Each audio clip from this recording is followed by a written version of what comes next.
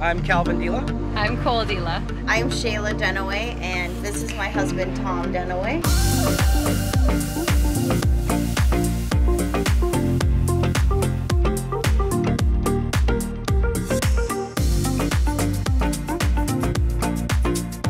She's breezy, very breezy.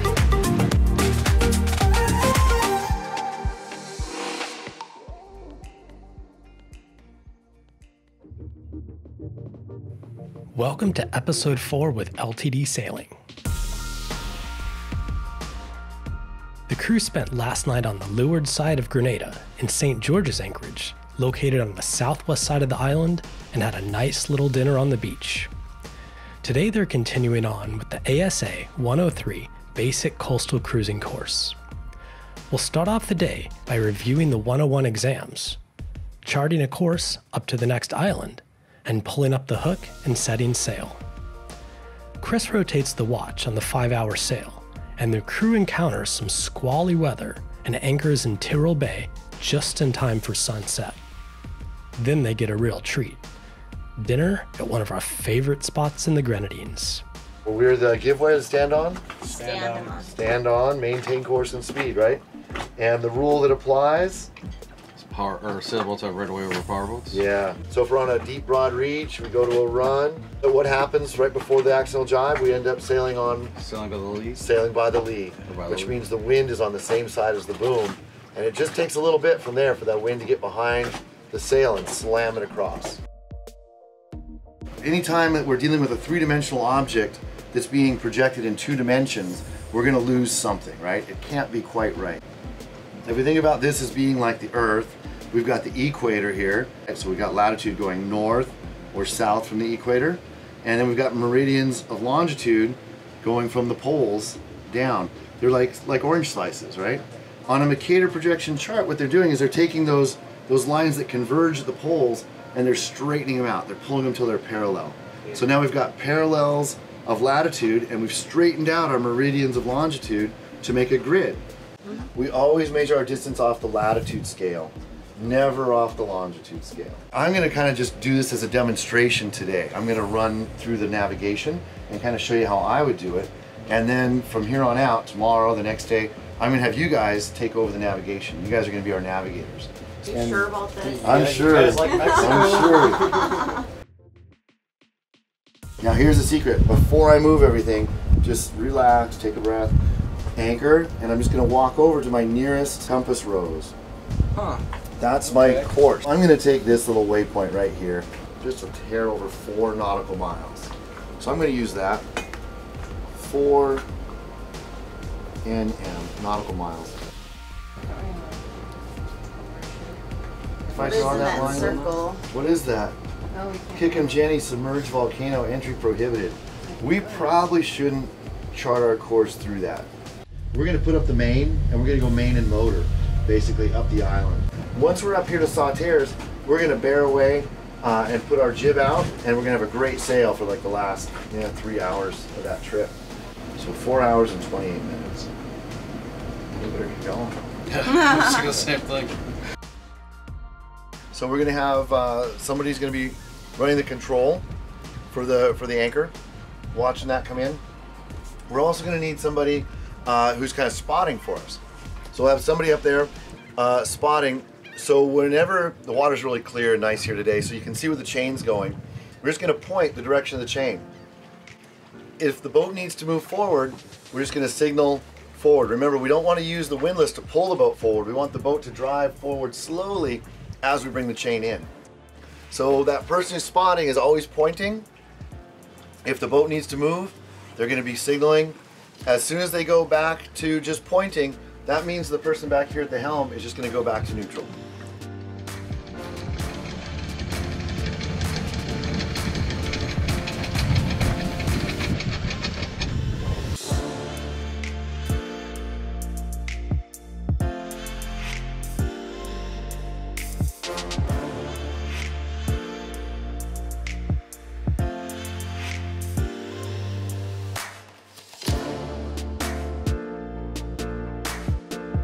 Now that we've weighed anchor, it's time to put the sails up. The weather today looks a little bit squally, and the forecast is for gusts up over 20 knots. I think we better start off the day with a reef in the main.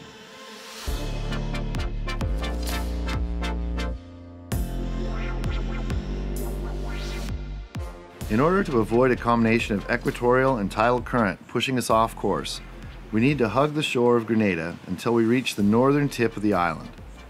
The wind starts out in our favor, but as we head north along the shore, we also head east and the wind backs until it's right on our nose. In consideration of time, we're going to keep the jib furled until we can bear away and sail our course up to Carriacou. Grenada is one of the most beautiful islands in the Caribbean. Its rugged topography hides amazing waterfalls, lush rainforests, and palm-lined sandy beaches. Along the way, we will pass picturesque villages and long stretches of uninhabited coastline. Motor sailing up the coast gives students plenty of time at the wheel. Even though the jib isn't out and the engine's still on, the practice holding a course helps students become more comfortable at the wheel and builds confidence. Looks like everyone's having fun. Once we have reached the north end of the island, it's time to bring out the jib and shut the engines down. We're sailing, just in time for our first squall.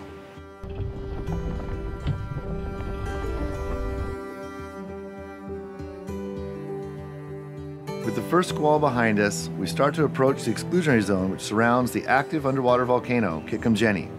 Making sure we got that east in before we turn north and headed up to Carriacou pays off. We're leaving the volcano to port and the tiny islands to starboard.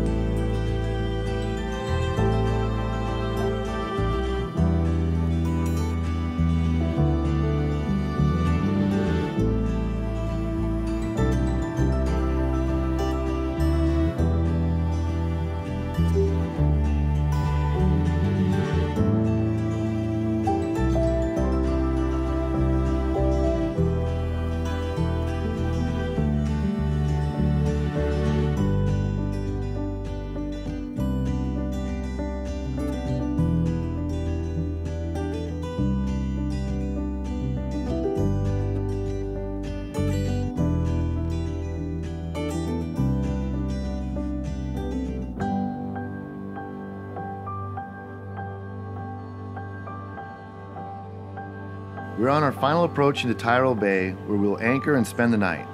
After our busy morning, we got a bit of a late start. We're going to be anchoring right as the sun sets. In the Southern Caribbean, the days are almost exactly 12 hours of sunlight and 12 hours of darkness. It's important to plan to get in early. Well, maybe next time. As we approach the anchorage, we have time to make our plan on where we want to anchor and assign jobs. It's always better to talk about it before you do it and make sure everyone understands what they need to do.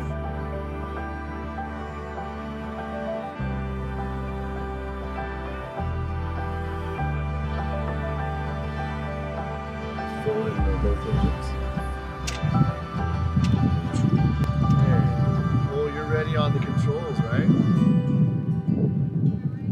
You're ready? We're not quite yet, but we're coming up soon. And we're going to want to see about 50 feet out, okay?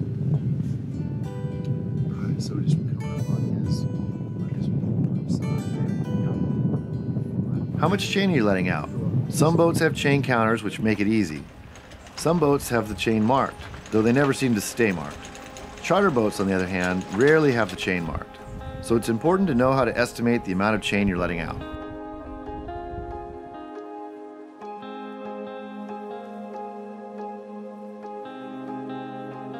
The sailing around here is spectacular, and we had a great sail up to Carriacou. The conditions and waters around here combine to make this the perfect place to learn.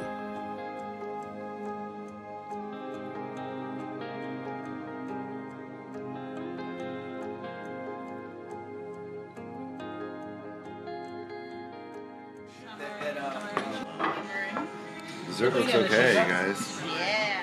We got some good repetitions on anchoring this evening, that's for sure. Yeah, we did it several times. Yeah. Yeah. Making sure you know your time, where you're going, and that charting actually. Do is that important for time your distance speed thing. Yep. Yeah, maybe do that the night before so you make sure you leave early enough. Yes. Anchoring was a little, different tonight. Yeah. And I think it helped to have more people in the front keeping an eye on it because it got a little darker. It was harder to see where So some things help were. spotting things. Yeah, Good. some help spotting things, and I think that was a good teamwork exercise for sure. Nice. Yeah, I want to be picking up the anchor tomorrow so I can get that lesson. Definitely building I some got teamwork. that Good. Yeah, Cole and I have it down. I will say I learned if you see a rainbow to windward, don't be surprised when it rains a little bit later. Soon afterwards. Yeah. Cole, I'm curious because you got the roughest water of the day today. And you rocked it. Both of your ships You had were like on a the roughest squall, water. you had big waves, you had keeping like it lots up of wind. I didn't do it intentionally, but it did seem to work out that way. Yeah, I mean, Really freaking good that time. what it taught me was, in fact, you just need to be patient, and when the wave comes over, and then you're like, okay, now I can fix things. You hit the groove too a couple times, right? And you mentioned Yeah. like you could feel it. Yeah, like when it was just kind of like sets in, and you're like, there. the And then you see sails are that wave, and trimmed you're right, like, the boat's happy, the waves are good. it was fun. I also learned to get the dessert here. Carriacou at the slipway? Slipway. Am I right? Alright, slipway. Terrell Beach. Terrell Bay. Bay. Yep. Next week, the crew will take on navigation duties and learn more about the intricacies of catamarans. The sail up to Carriacou was over 5 hours, with about half of it on open water. The crew covered about 30 nautical miles today. Not that long of a sail when you consider some of the long passages to cross an ocean, but for a crew of new sailors, that's an excellent start. What's the longest open water sail you've ever done? Be sure to leave a comment below.